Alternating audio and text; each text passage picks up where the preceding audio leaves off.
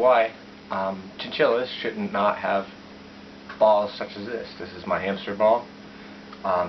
You'll see balls like this advertised for chinchillas and various other animals, but actually chinchillas shouldn't have balls like this, even though this is my hamster ball and it's not like the one that you see as an example in the corner of this video. But I'll show you exactly why that they're too small for chinchillas. You know, everybody usually will say, they'll say, oh, it just hurts their back, and they don't really go to detail to explain to you why that it is the way it is for chinchillas. So I got an example here with this here in a moment. But I just wanted to say that they could have balls, but the ones that they market towards chinchillas are actually like 2 to 4 inches too small. And what happens is, I say, this is your chinchilla, and if your chinchilla's feet touch each side of that ball, or that bottom of the ball at all, whenever you place them inside there, automatically it's already creating a pinch on their back and their spine. So when they go to run, they run and hit a wall or something that jerks the middle of their back and their spines are very delicate. If you think of like a wishbone in a turkey, how easy it is to break one of those off, it's the same thing with chinchillas and their spines. They're very delicate, and especially with baby chinchillas, it's the slightest drop or off a shelf. That's why they take shelves out, is because they could easily hurt themselves, break an arm, break a leg, lose a finger and thumb. But with the balls, if this was the size ball that you see in this example clip, you'll notice that their chinchilla's feet's already in the front and in the back, and it may not happen right away, but down the line, say it went over a bump or something like that, it could just snap the chinchilla's spine totally. Wheels such as this, but for the basic chinchillas that are a little bit smaller than the standard grays and stuff like that, would be the white chins, since white chinchillas are usually a little bit smaller. But the bad thing about these wheels, even though this is just barely big enough, is that there's this middle section.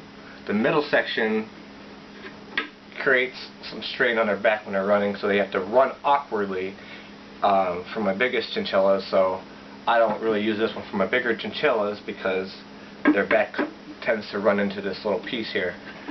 And like you've seen in the past on my channel is this wheel that I've recently retired because it needs redone.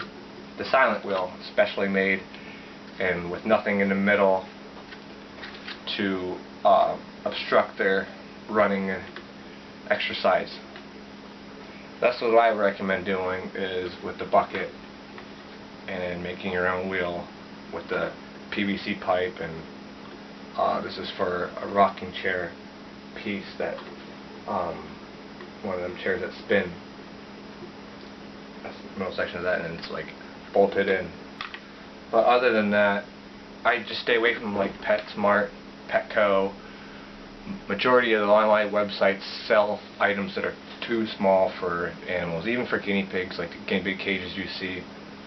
I wouldn't even bother with them because there's not enough spacage, and for all the items, balls, wheels, hammocks, outfits, whatever type of animal you put an outfit on. I'm not talking about chinchillas for outfits, but for even cage wise, you want to go with something standard and big, like a bird cage for your chinchillas. But that wraps it up for chinchillas and balls, why it is not a good idea to have them in balls.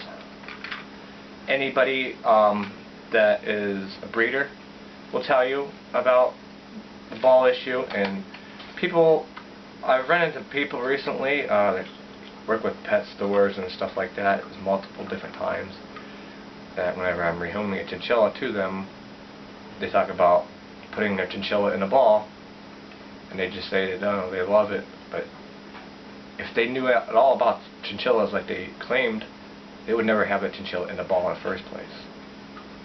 Or yet alone give them, certain treats that they're not supposed to have that are high in sugar. If they really were knowledgeable about like different foods and stuff like that, especially for animals, the same thing applies to humans. You just think about how a type 1 diabetic lives his life. Just do a little bit of research on a diabetic, and you basically got the gist of how to take care of a chinchilla, especially when it comes to sugar products, because they're not supposed to have anything like that whatsoever, anything that contains sugar, because sitting in a cage all day, even for that 1 hour outside the cage, is not enough for them to get enough exercise that they need, because in the wild, chinchillas are constantly unmoved, constantly get to go as far as their little heart's desire, but in that cage they got this little square box the size of a closet, and they're playing in that, and there's just not enough to burn off the calories and to burn off the sugar to lower it to where it's a safe level for them, and their bodies aren't equipped to process that. So I'll get more into that later on this channel as I go along.